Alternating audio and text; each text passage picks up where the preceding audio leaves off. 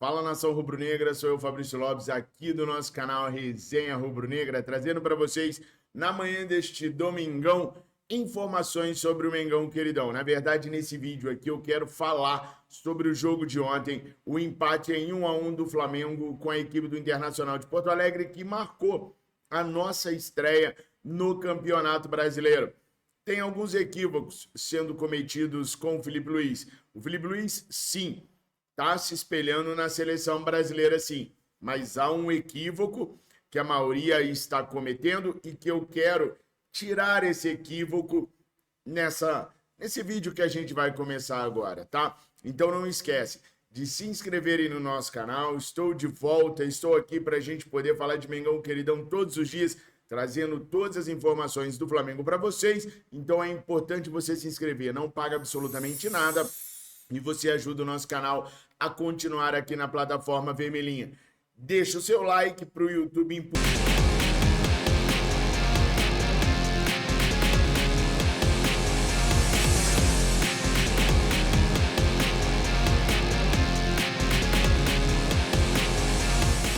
Viram só, nação? Problema resolvido. É só fazer aquilo que eu falei agora e vocês vão assistir o Mengão queridão na Libertadores, na Copa do Brasil, no Brasileirão, sem maiores problemas. Fechou? Vamos falar então desse empate em 1-1 do Flamengo com o Internacional de Porto Alegre? Bom, mais uma vez a equipe do técnico Filipe Luiz não perdeu, o que é muito bom. Empatamos contra aquela que hoje eu enxergo ser uma das equipes mais poderosas do Campeonato Brasileiro, que é o Internacional de Porto Alegre. Bruno, empate importante para abrir o campeonato, diante de um desafio bem difícil. Como é que tu avalia esse ponto conquistado aqui no Rio? Acho que sim, acho que a gente fez um grande jogo. Jogar aqui contra o Flamengo é sempre muito difícil. Acho que foi um jogo de altíssimo nível. Nossa equipe comportou bem taticamente. A gente vamos levar esse pontinho para casa. Ponto importante, iniciar o Campeonato Brasileiro. Agora é descansar, que quinta-feira tem Libertadores, outro jogo importante também, o início de um campeonato gigantesco. E também agradecer ao nosso torcedor que compareceu em grande peso aqui e nos ajudou a levar esse pontinho para casa. Para fechar agora aí o lance do gol, para começar também bem, né? Literalmente com o pé direito num belo gol. Sem dúvida, muito especial fazer gol aqui no Maracanã.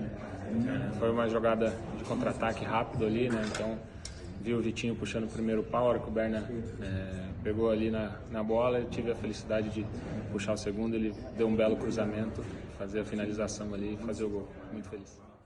Pessoal, esse time do Internacional de Porto Alegre, na minha humilde opinião, é um dos times mais fortes do Brasil hoje.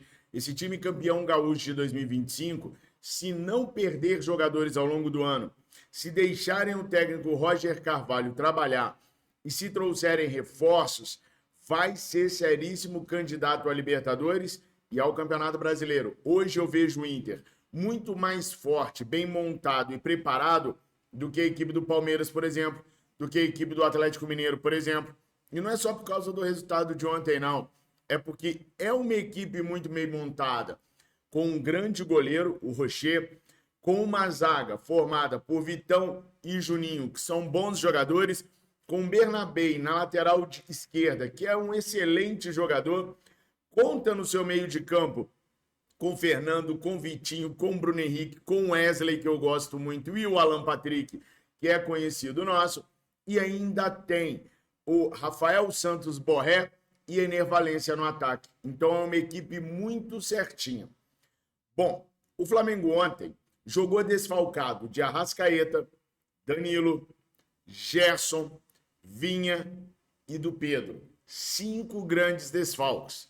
5 desfalques que nenhuma equipe no mundo pode se privar de ter em campo. Isso igualou um pouquinho as forças também. Vale lembrar que não dava para ter ontem Gonzalo Plata de saída, porque jogou todos os jogos da sua seleção na data FIFA e estava cansado. Então não dava para contar com o atleta equatoriano durante todo o jogo. Quando o Plata entrou em campo, o jogo mudou totalmente de figura. O Plata hoje, ele é muito mais jogador para o Flamengo do que o Luiz Araújo e do que o Michael. E olha só, pessoal, o Luiz Araújo errou um passe que ele ia dar que resultou no gol do Internacional de Porto Alegre, que foi aquele que abriu o placar. Mas a culpa do empate, se é que a gente pode dizer assim, não é do Luiz Araújo, não. Ele já fez isso diversas outras vezes e deu certo. E a gente aplaudiu uma vez ou outra, um lance, um passe, não vai funcionar. 5 minutos antes desse lance acontecer, eu postei no Twitter o seguinte: o Flamengo está bem no jogo, porque estava atacando muito. Mas o Flamengo dá muitos espaços para a equipe do Internacional contra-atacar. E o Flamengo tem que tomar cuidado para não sofrer com isso. Dito e feito. 5 minutos depois de eu postar, sai o gol do Internacional de Porto Alegre. Por que o Flamengo tomou esse gol? Porque dava muito espaços. Porque o jeito que o Felipe Luiz montou a equipe ontem, num 4-2-4, deixava a equipe muito exposta ao contra-ataque. Para o 4-2-4 funcionar, você precisa que ao menos 2 dos 4 do ataque recomponham rapidamente. Qual eram estes 2 que tinham que recompor? Vamos lá. A escalação do Flamengo ontem foi Rossi no gol, Wesley na lateral direita, a dupla de zaga formada pelos Léus, Pereira e Ortiz, Alexandro na lateral esquerda. 2 no meio de campo, Eric Pulgar e De La Cruz. 4 atacantes, Bruno Henrique, Michael, Juninho e Luiz Araújo. Quais eram os 2 que tinham que recompor rapidamente para impedir os contra-ataques do Internacional de Porto Alegre? Michael e Luiz Araújo. Esses 2 não recompuseram, o Luiz Araújo ainda tentava voltar para recompor, mas o Michael nunca voltou e nunca voltará. Aquele filé de borboleta nem tamanho para recompor tem, não ajudou no sistema defensivo, não ajudou nem a fechar espaços e com isso a gente ficou arreganhado. Bom, eu vi nas redes sociais muitas pessoas reclamando de que o Felipe Luiz tinha colocado 4 atacantes como Dorival Júnior e que ele estaria espelhando a seleção brasileira que fracassou. É verdade, a seleção brasileira de Dorival Júnior fracassou, mas não sejam ingênuos. O Felipe Luiz jamais estaria se espelhando na seleção brasileira de Dorival Júnior. Ele está se espelhando na seleção, sim, mas eu vou mostrar para vocês em qual. Ele está se espelhando nessa seleção aqui. Essa é a seleção de 1970, considerada uma das melhores seleções de todos os tempos. Muito lembrada pelo pessoal lá de fora, como a seleção de 82 também era. E nesse time, nós tínhamos o Félix no gol, Carlos Alberto na lateral direita, Brito e Piazza na zaga. Piazza era o capitão dessa equipe, com o Everaldo na lateral esquerda. Tínhamos apenas 2 meio-campistas, Clodoaldo e Gerson. E no ataque, Jairzinho, Pelé, Tostão e Rivelino. Nós tínhamos no ataque da seleção brasileira 4 camisas 10. O treinador tinha, que era o Zagallo, tinha que resolver. Como que ele deixava o Rivelino no banco? O Tostão, o Pelé ou o Jairzinho? Ele tinha que achar um jeito de encaixar esses 4. Eram 4 camisas 10 para poder colocar em campo. E ele foi lá e armou um 4-2-4, que funcionou. Mas esse Brasil aqui tomava gol para dedéu. Fomos campeões do mundo em 1970. Mas tomamos gol demais. Por quê? Porque Clodoaldo e Gerson nunca que iam dar conta dos times que subiam. Só que os caras eram tão bons, eram tão fora de série, eram tão extra classe, que se eles tomassem 1, eles faziam 2, se eles tomassem 2, eles faziam 3, se eles tomassem 3, eles faziam 4. As outras seleções ficavam mais preocupadas com esses 4, que também não recompunham, exceção feita ao Rivelino, que era bem mais ou menos na recomposição, mas os caras não erravam no ataque. Os caras iam lá e massacravam o jogo. Foi o que faltou para a equipe do Felipe Luiz. O Juninho, para mim, o melhor dos 4 atacantes do Flamengo ontem. Jogou mais que Bruno Henrique, muito mais do que Michael, muito mais do que o Luiz Araújo. O Juninho só não deu sorte de empurrar para dentro aquela bola que ele meteu na trave. Fez tudo certo. E me espanta demais a velocidade do Juninho. Credo, aquele lançamento do Léo Ortiz para ele, que que ele ganha na corrida da zaga do Internacional de Porto Alegre, ajeita o corpo, toca de direita, a bola tinha que ter entrado. Foi um capricho horroroso aquela bola não ter entrado. Juninho, para mim, mostra qualidades. Tem gente chamando o Juninho de espanta-gol e um monte de outras coisas aí. Não é. Tá precisando que a primeira bola entre. Na hora que a primeira bola entrar, o Juninho vai começar a fazer um atrás do outro. Então, eu gostei demais da movimentação do Juninho. Achei interessantíssimo a velocidade que o Juninho tem e como ele se posiciona bem. Porque tem muito atacante burrinho, tá? Tem muito atacante que tá em impedimento toda hora. Tem muito atacante que não entende a jogada do companheiro. Tem muito atacante que não consegue ter a velocidade de raciocínio que os seus companheiros estão tendo. O Juninho tem tudo isso. Não é de hoje que eu falo isso. Ele tem tudo isso. Na hora que a primeira bola entrar, as outras começam a entrar também. E esse cara vai dar trabalho. Claro, ele nunca vai barrar o Pedro. Mas ele é um bom atacante, pode se tornar assim o segundo melhor atacante do futebol brasileiro se continuar na pegada que ele tá. Então engana-se você se acha que o Felipe Luiz, tão inteligente como é, estaria se espelhando naquela bagunça, naquela baderna da seleção do Dorival Júnior. Negativo, ele está se espelhando nesta seleção aqui. Muito também por falta de opções na equipe do Flamengo. Agora, pessoal, que culpa o Felipe Luiz tem do Michael não estar jogando absolutamente nada? Do Luiz Araújo não ter jogado absolutamente nada? E aí eu vou pesar um pouquinho a mão em cima de Michael e Luiz Araújo. 2 leões de campeonato carioca. Nossa, no campeonato carioca os caras arrebentam. Eles têm que arrebentar também no campeonato principal, que no nosso caso, dessa vez, é o Brasileirão. E no Brasileirão foram 2 gatinhos, 2 miaus. Luiz Araújo não acertou nada, não fez nada. E nem tô colocando na conta dele a parada do gol. Porque ele vai fazer 30 vezes aquilo ali e vai acertar 29. O problema é que uma que ele errar, exposto como o time estava, vai sair o gol lá. E como a gente não estava conseguindo ser perigoso, como esse time aqui do ladinho era, perigoso até a gente estava. A gente só não estava tendo o mesmo percentual de aproveitamento que esse time aqui da seleção brasileira tinha. Pô, Fabrício, você tá querendo comparar os caras também com Pelé, Tostão, Garrincha, Pelé, Tostão, Rivellini e Jairzinho? Eu não tô querendo comparar, mas para usar um 4-2-4, você tem que ser letal. E aí, um dos problemas também é a questão do Nico de la Cruz. O Nico ontem jogou bem, mas jogou bem só. Cumpriu o papel dele só. Ele não é no Flamengo o jogador decisivo que ele era no River Plate, muito por conta de estar jogando bem mais atrás. No River Plate, o Nicolás de la Cruz era ponta direita, ponta esquerda, meio amador, e eu já vi ele jogando até de centroavante. Mas ele jogava lá na cara do gol, próximo do gol. Ele não jogava cá atrás. O Nico está jogando muito atrás. Raramente a gente vê o Nico chutando a gol, raramente a gente vê o Nico chegando junto da grande área, principalmente nesse esquema que o Felipe montou com 4 atacantes. O Felipe montou isso também porque ele ficou meio sem opção. Aí vocês querem ver como é que o time deu uma melhorada? Quando o Matheus Gonçalves entrou no jogo, nós tínhamos um meia armando, que é diferente de você ter uma dupla de volantes que tem que se preocupar em segurar o jogo e distribuir rapidinho. Tanto que as melhores oportunidades do Flamengo antes da entrada do Matheus Gonçalves foram de lançamentos ou do Léo Pereira ou do Léo Ortiz. Com o Matheus Gonçalves, a gente passou a ter um meia de armação. E aí o Matheus Gonçalves, que está sem medo nenhum na vida, começou a fazer uma distribuição bem interessante. Agora, se por um lado eu disse para vocês que eu me encantei pelo futebol do Juninho, dá licença, o Wallace Ian tá pedindo passagem. Dá licença, mas que moleque arredio.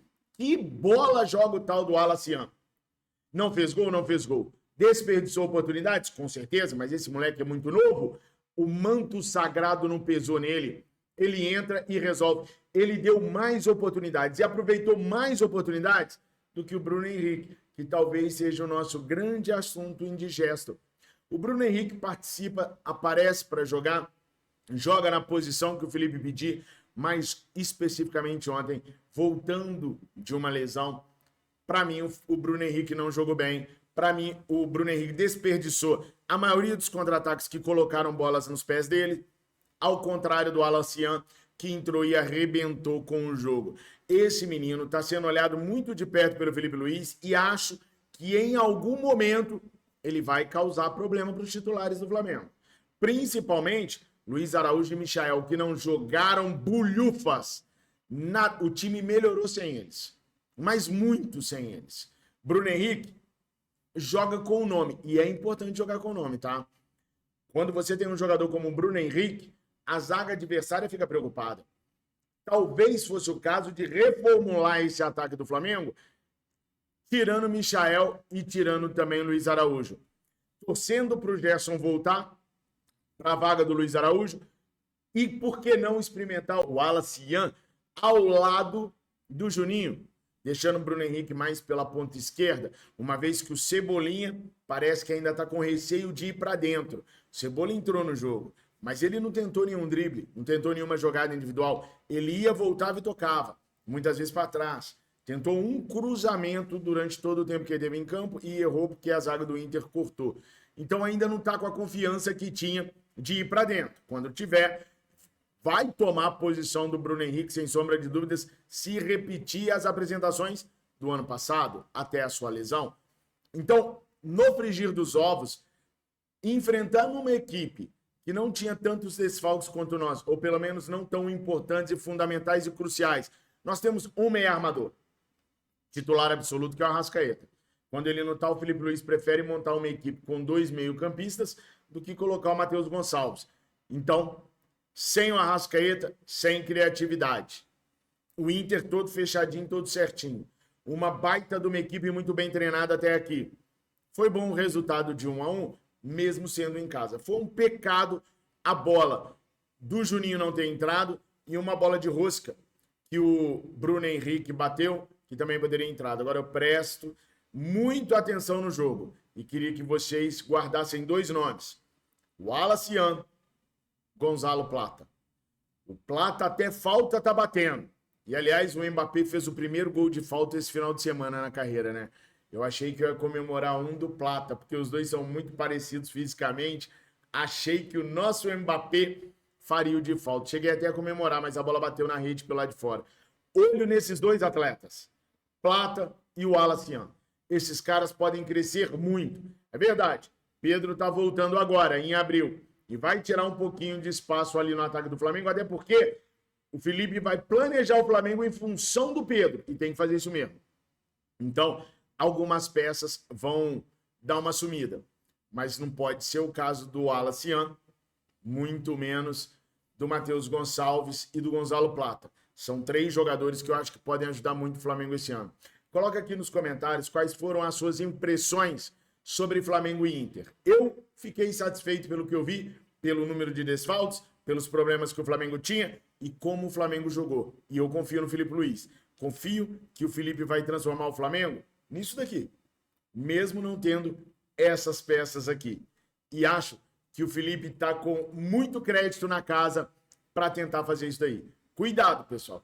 Vocês estão subestimando a inteligência do nosso treinador. Ele não está mirando a seleção do Dorival.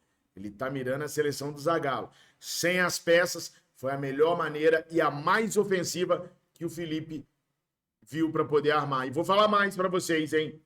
Se é um técnico sem culhão, metia ali uma escalação com Alan, De La Cruz, Eric Pulgar e Everton Araújo.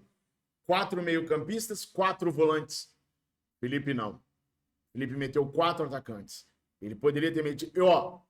Vanderlei Luxemburgo, Mano Menezes, que caiu no Fluminense, Fernando Diniz, Ramon Dias, Abel Ferreira, Filipão, todos esses que eu citei, montariam um Flamengo no meio de campo com Alan, Eric Pulgar, Everton Araújo e Nicolás de la Cruz. Todos. É por isso que o Felipe é melhor, é por isso que o Felipe é diferente. Até o Dorival faria isso. Felipe não. 4 atacantes. O problema é que 3 dos 4 não renderam ontem. Bruno Henrique, Michael e Luiz Araújo ficaram devendo. Juninho foi o melhor atacante, na minha opinião. Bruno Henrique logo em seguida. E Michael e Luiz Araújo, se juntar os dois e não dar um jogador de várzea pelo que apresentaram ontem. Há tempo para eles se recuperarem? Meu Deus, espero que sim. Mas nós precisamos muito de reforços. Eu trouxe para vocês no vídeo aqui que eles esperam aumentar de 27 para 38 jogadores no elenco. Tem que trazer jogador de qualidade, tanto da base quanto de fora. Só esse elenco a gente vai passar por altos e baixos. Ainda assim, acredito que o Flamengo ganha pelo menos 3 das 4 competições que ainda vai disputar. O quê? São 4. Vocês estão achando que eu não quero o Intercontinental, não? Vocês estão malucos? Ah, são 5 por causa do Super Mundial de Clubes? 3 das 5 a gente vai ganhar. Estou feliz com o desempenho, porque apesar de todos os problemas, Mengão Queridão empatou com um candidatíssimo a título. O que vocês acham? Comentem aqui que eu quero saber a opinião de vocês. Caraca, como é bom estar de volta. Tamo juntos, se inscrevam, deixa o seu like, opinem, fiquem com Deus. Saudações rubro-negras.